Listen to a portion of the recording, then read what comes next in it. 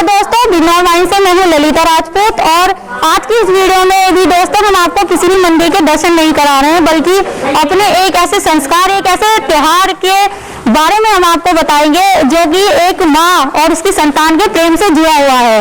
और सभी जानते हैं कि इस पूरे ही संसार में जो सबसे बड़ा रिश्ता माना गया है वो माँ और उसके बच्चे का ही माना गया है। और कहा भी जाता है कि एक स्त्री तभी पूरी होती है जब वो मातृत्व का एहसास कर लेती है, जब वो माँ बनती है। तो ये जो हमारा व्रत होता है, हमारे यहाँ मनाया जाता है अहोई अष्टमी का व्रत। तो ये एक जो माँ होती है वो अपने बच्चों के लिए रखती है। पहले के जमाने में तो ऐसा होता था दोस्तों की जिनके पुत्र होते थे, जो पुत्रवती महिलाएं होती थी, वो अहोई का जो है ये व्रत क्या करती थी। लेकिन आज के आधुनिक युग में जैसा हम सभी जानते हैं कि लड़कियां भी किसी भी क्षेत्र में या माँ बाप के लिए भी किसी भी दृष्टि से लड़कों से कम नहीं है। तो अब जो महिलाएं होती हैं, उनकी लड़कियां और लड़के, उनके लिए वो ये व्रत अहोई अष्टमी का व्रत रखा करती हैं, जो एक ऐसा प्रेम का प्रतीक है, एक माँ और बच्चे के प्रेम का प्रतीक। और माँ और बच्चे के लिए पिता के प्रेम का प्रतीक है, क्योंकि जहाँ पर भगवान ना करे ऐसा हो जाता है कि किसी की माँ नहीं होती है तो इस व्रत को छोड़ा नहीं जाता है, बल्कि फिर उसके जो पिता होते हैं बच्चे के, वो अपने बच्चों के लिए इस अहोई अष्टमी के व्रत को क्या करते हैं। तो आइए दोस्तों, आज हम देखते हैं कि किस तरह से ये व्रत किया जाता है, क्या क्या इसके विधान होते हैं। तो वो सभी हम आपको दिखाने का प्रयास करेंगे अपनी इस वीडियो में। तो आइए दोस्तों, वीडियो शुरू करें। हमारा ये ग्राम है रानीपुर, तो यहाँ पर मंदिर है हमारा शिव मंदिर, और यहीं पर ज्यादातर महिलाएं जो है ये कथा का वाचन और श्रवण क्या करती हैं। जैसे करवा चौथ में भी यहीं पर किया था, लेकिन ये देख सकते हैं संख्या कुछ कम है, क्योंकि तो कोरोना काल चल रहा है, इस कारण भी आज संख्या कम ही है, लेकिन फिर भी काफी सारी महिलाएं यहाँ पर। तो आइए थोड़ी सी बातचीत हम इनसे पहले करते हैं और फिर कथा का वाचन करेंगे। देखिए हमारे साथ माता जी हैं, तो सबसे पहले नाम बता दीजिए हमारे दर्शकों को अपना। संतोष जी। तो संतोष जी ये बताइए, जैसे यहाँ पर आपने हाथ में ये डूबरा और गेहूं भी लिए हुए हैं, और कितने गेहूं के दाने हैं ये बताइए आप हमें। 7 दाने। अच्छा 7 दाने हैं इसके, 7 दाने लिए जाते हैं इसमें गेहूं के, और ये दुर्वा घास भी ली जाती है। अच्छा, तो कथा पढ़ते समय अपने हाथ में रखे जाते हैं। हाथ में रखे जाते हैं। अच्छा, तो इनका बता सकते हैं क्यों रखे जाते हैं ये शाम पूरे दिन कैसे रखे जाते हैं, अपने पन्नी में बांध देते हैं जी, और उसके बाद शाम को तारा देखने के बाद और धार पर जब अपना खाना खाना। अच्छा, तो इसमें अच्छा तारा देखने के बाद खाना खाने का विधान होता है। अच्छा, तो देखिए दोस्तों, जैसा कि करवा चौथ का जो व्रत होता है इसमें चावल के दाने और ये डूबरा रखा जाता है, इसमें केवल 7 गेहूं के दाने रखे जाते हैं। उसी तरह से संकल्प लिया जाता है इन्हें हाथ में लेकर कि हम व्रत से हैं, और शाम को उसमें तो चंद्रमा देखकर अपने व्रत का जो उद्यापन किया जाता है, लेकिन इसमें जो है रात को जो तारे निकल जाते हैं तब इस व्रत का उद्यापन कर दिया जाता है। तो इस तरह से व्रत होता है। तो सभी महिलाएं बैठी हुई है यहाँ पर, तो एक और बैठी है हमारे साथ, इनसे बातचीत कर लेते हैं। क्या नाम है अम्मा जी आपका? राजो। हाँ राजो जी। तो राजो जी आप कुछ बताना चाहेंगे इस व्रत के बारे में हमें? ये व्रत जो होता है तो इसमें शुरुआत कैसे करते हैं? मान लो जब कोई, सबसे पहले तो जब हम विवाह होता है हमारा, हम किसी की पत्नी होता है, लेकिन फिर उसके बाद ही मातृत्व का सुख प्राप्त होता है। तो जैसे किसी का बच्चा होता है तो उसके बाद इसे जब हम अहोई व्रत रखना चाहें तो शुरुआत में कुछ अलग से इसका प्रोसेस होता है, कुछ अलग रीति रिवाज होता है? क्या यही रीति रिवाज होते हैं, जिसका बच्चा होता है लड़का जी होता है वो अपने लड़के के लिए व्रत रखती है जी। अच्छा, तब से शुरू कर देती है? तब से शुरू कर देती है। अच्छा अच्छा, और अब जब लड़कियों को भी करने लगी, जिसका लड़की होती वो भी शुरू कर दे। अच्छा, वो भी शुरू कर देती। अपनी संतान के लिए रखा जाता है, अपने संतान के लिए रखा जाता है जी। तो देखिए ये संतान के लिए रहते हैं, संतान प्राप्त होना आज के युग में बहुत बड़ी नेमत समझी जाती है भगवान की, क्योंकि बहुत से ऐसे माँ बाप हैं जो इससे बहुत वंचित रह रहे हैं आज के इस युग में। तो जैसे ही अपनी संतान प्राप्त होती है तो उसके लिए अहोई अष्टमी का व्रत रखा जाता है। तो अब देखिए हम इसकी कथा का जो वाचन है और श्रवण है वो सुन लेते हैं, किस तरह की कथा है। तो आइए इसकी कथा का जो श्रवण है वो करेंगे हम। और कहा जाता है कि कन्या हो कोई, तो कन्या से अगर हम इस कथा को सुने तो और भी अच्छा हमें पूर्ण लाभ मिलता है। तो हमारे साथ एक कन्या है, तो आइए हम उससे इस कथा का श्रवण कर लेते हैं, कथा का श्रवण कर लेते हैं। आइए हम सब भी कथा सुने और पूर्ण लाभ लें। अहोई अष्टमी की कथा। प्राचीन काल में एक साहूकार के 7 लड़के और 7 बहुएं थी और एक बेटी थी। दीपावली से पहले कार्तिक मास बड़ी अष्टमी को सातों बहुएं अपनी इकलौती ननद को साथ लेकर जंगल में खदान से मिट्टी लेने को गई। वहां से वे सब मिट्टी खोद रही थी, वहीं स्याऊ माता से की मान थी, मिट्टी खोदते समय से का बच्चा मर गया। स्याऊ माता ने कहा, तूने मेरा बच्चा मार दिया और मुझे निपुत्री कर दिया, इसलिए मैं तेरी कोख बांधूंगी। तब वो ननद अपनी सातों भाभियों से बोली कि तुम में से कोई मेरे बदले अपनी कोख बंधवा लो। 6 भाभियों ने कोख बंधवाने से इनकार कर दिया, परंतु छोटी भाभी सोचने लगी कि यदि मैं अपनी ननद का कहना नहीं मानूंगी तो सासू जी मुझसे रुष्ट हो जाएंगी। इसी विचार से उसने अपने ननद के बदले अपनी कोख बंधवा ली। इससे जब उसके लड़का हुआ तो वह 7वें दिन मर गया। इस प्रकार उसके 7 लड़के हुए और फिर मर गए। तब एक दिन उसने ज्योतिषी को बुलाकर पूछा कि महाराज ये क्या बात है, मेरे जो संतान होती है वो 7वें दिन मर जाती है, सो इसका क्या कारण है। तब पंडित जी बोले कि देवी तुम सुरही गाय की पूजा करो, क्योंकि सुरही गाय स्याऊ माता की भाईली है, वो तेरी कोख छोड़े तो तभी तुम्हारा बच्चा जी सकता है। इसके बाद से वह बहु नित्य प्रातः काल उठ के चुपचाप सुरही गाय के नीचे सफाई करके अपने प्रकार की सेवा खिदमत करती।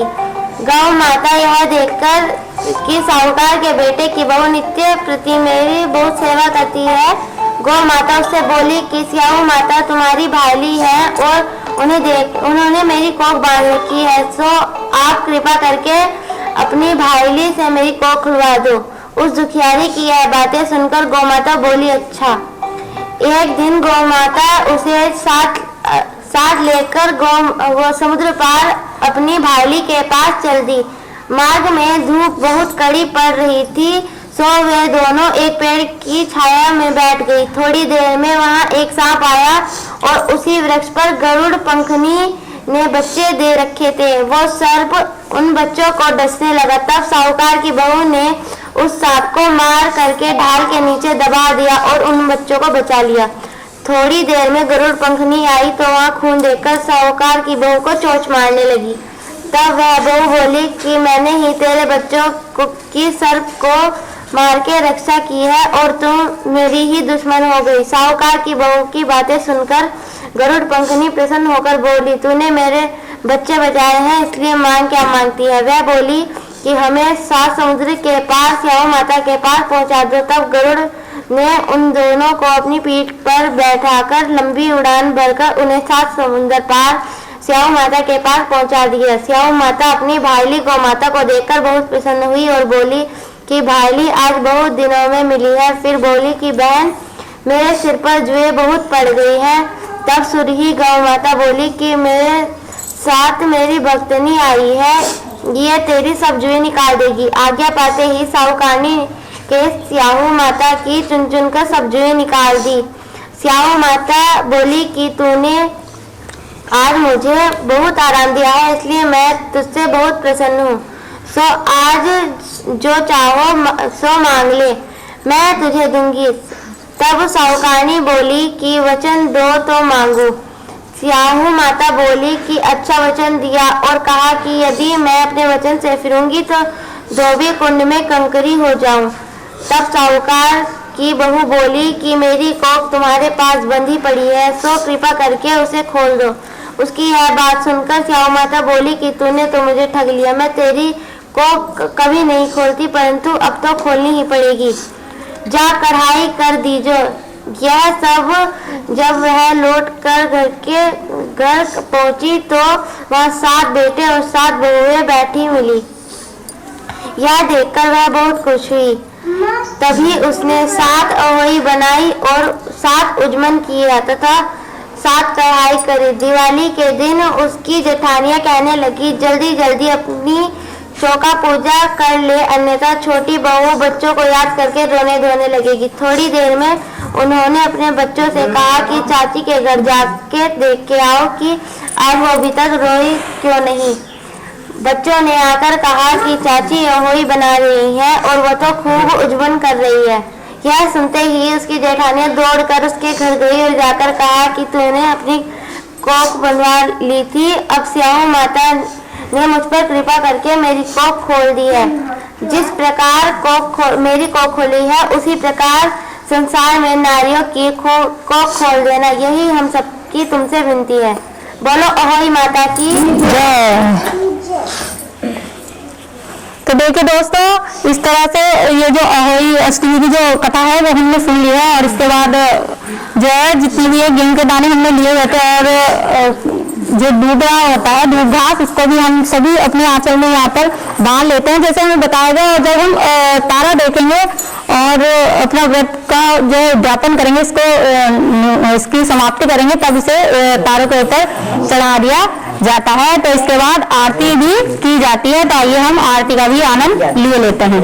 इसके बाद श्री भगवान गणेश जी की आरती होती है, तो आरती भी हम आपको एक बार सुना देते हैं। तो आरती गणेश महाराज की जय। जय गणेश जय गणेश जय गणेश जय गणेश देवा, माता जकी पार्वती पिता महादेवा, माता जकी पार्वती पिता महादेवा। एक दंत दयावंत चार भुजाधारी, एक दंत दयावंत चार भुजाधारी, मस्तक सिंदूर सोए मूस की सवारी, मस्तक सिंदूर सोए मूस की सवारी। गणेश जय गणेश जय गणेश देवा, माता जकी पार्वती पिता महादेवा। अंधन को आँख देत कोढ़िन को काया, अंधन को आँख देत कोढ़िन को काया, बांधन को पुत्र देत निर्धन को माया, बांधन को पुत्र देत निर्धन को माया। जय गणेश जय गणेश जय गणेश देवा, माता जकी पार्वती पिता महादेवा। हार चढ़े फूल चढ़े हार चढ़े मेवा, हार चढ़े फूल चढ़े हार चढ़े मेवा। लडुअन को भोग लगे संत करे सेवा, लडुअन का भोग लगे संत करे सेवा। जय गणेश जय गणेश जय गणेश देवा, माता जकी पार्वती पिता महादेवा। दीनन की लाज रखो शंभु सुतवारी, दीनन की लाज रखो शंभु सुतवारी। कामना को पूरी करो जाओ बलिहारी, कामना को पूरी करो जाओ बलिहारी। जय गणेश जय गणेश देवा, माता जकी पार्वती पिता महादेवा। बोलो गणेश महाराज की जय, बोलो सच्चे दरबार की जय। तो ये कथा का भगवान गणेश की आरती के साथ ही यहाँ पर समापन हो जाता है। जो पहली पूजा है और अष्टमी व्रत की, वो समाप्त हो जाती है। इसके बाद जो हमारे हाथ में लोटे थे जिसमें जल था, इसे माँ तुलसा जी को अर्पण कर दिया जाता है। और जो है शाम को फिर से एक बार फिर से पूजा होती है, जो हम आपको अब आगे दिखा देंगे इसको वीडियो में ही। और इसके साथ ये वाली जो कथा का हमने श्रवण कर लिया है, तो इसके बाद जो महिलाएं होती है जो नहा धो के इस कथा का श्रवण करने के बाद अब वो जो है जलपान या फलाहार अब ग्रहण करेंगी। तो आगे की वीडियो अब हम आपको दिखाएंगे। करने के बाद जब हम शाम को देखिए ये इस तरह की पूजा होती है कि देखिए यहाँ अहोई माता का चित्र रखा हुआ है और यहाँ पर एक करवा रखा जाता है। अगर मिट्टी का होता है तो मिट्टी का करवा, लेकिन आजकल जो है नए जमाने में जो स्टील के आने लगे हैं, इसे टोटी वाला। और एक लोटा रख लेते हैं जल का भर के, दोनों कलश को ये जल से भर लिया जाता है। और नीचे जो है थोड़े से गेहूं के दाने जरूर रखे जाते हैं, इसे कोरी धरती पर नहीं रखा जाता, जैसे आप देख पा रहे हैं रखे हुए हैं। और इनमें जो अहोई होती है हमारी, उसको इस तरह से डाल दिया जाता है और फिर यहाँ पर होम करके, और इसमें हमारे यहाँ जो खाना बनता है देखिए चावल और उड़द यहाँ की खास पहचान है। बिजनौर में जो राजपूत होते हैं, अगर आप कहीं पर गए हो कभी, तो यहाँ पर जो दावत एक तरह से मानी जाती है वो कढ़ी उड़द और चावल की मानी जाती है। तो यहाँ पर कच्चा खाना जो है वो बनाया जाता है। इस तरह से देखिए होम करने के बाद यहाँ पर एक मीठा भी यहाँ पर चढ़ाया जाता है। और आप इस क्रिया को देखिए, इस तरह से यहाँ पर पानी फेर दिया जाता है और इस तरह से ये शाम की पूजा को संपन्न किया जाता है। और ये जो पूजा का खाना होता है इसे गाय माता को खिलाया जाता है इस पूजा में। और मैं आपको एक बात और बताना चाहूंगी कि इस दिन जो है कुछ भी चीज जो व्रती स्त्रियां होती है वो चाकू से नहीं काटती हैं। ये भी इस व्रत का एक विधान होता है। तो इस तरह बात की पूजा होती है। और ये जो खाना है इसको जो है गाय को दे दिया जाएगा। एक बार मैं चाहूंगी कि आपको दिखाऊं, इस तरह की होली होती है। तो देखिए इस तरह की ये होली बनी हुई होती है। और इसमें चाहे तो हर साल नहीं तो तीसरे साल ये इन्हें होली के बच्चे कहा जाता है, ये डाले जाते हैं।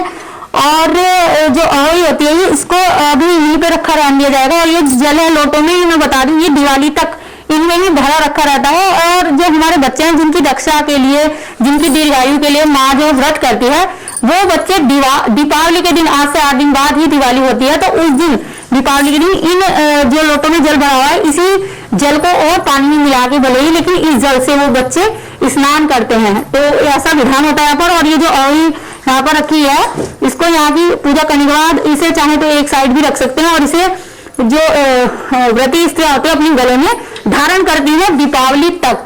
दीपावली तक जो स्त्रियां हैं वो इस औली को अपने गले में डाले रहती हैं। ऐसा रिवाज होता है इसका। तो इस तरह से करने के बाद इस अहोई अष्टमी व्रत की जो है जो पूजा है वो संपन्न हो जाती है। अब इस पूजा को करने के बाद अब स्त्रियां जो है वो तारों का इंतजार करेंगी और उसके बाद वो भोजन ग्रहण कर लेंगी। तो आज की वीडियो हमारी आपको कैसी लगी प्लीज हमें जरूर बताइएगा दोस्तों। और अगर आपको हमारी वीडियो अच्छी लगी हो तो प्लीज लाइक करें, शेयर करें और कमेंट करें। और अगर कोई भी त्रुटि आपको नजर आती है तो उसके बारे में जरूर बताएं। और आपने हमारी वीडियो पूरी देखी इसके लिए बहुत बहुत धन्यवाद। नमस्कार।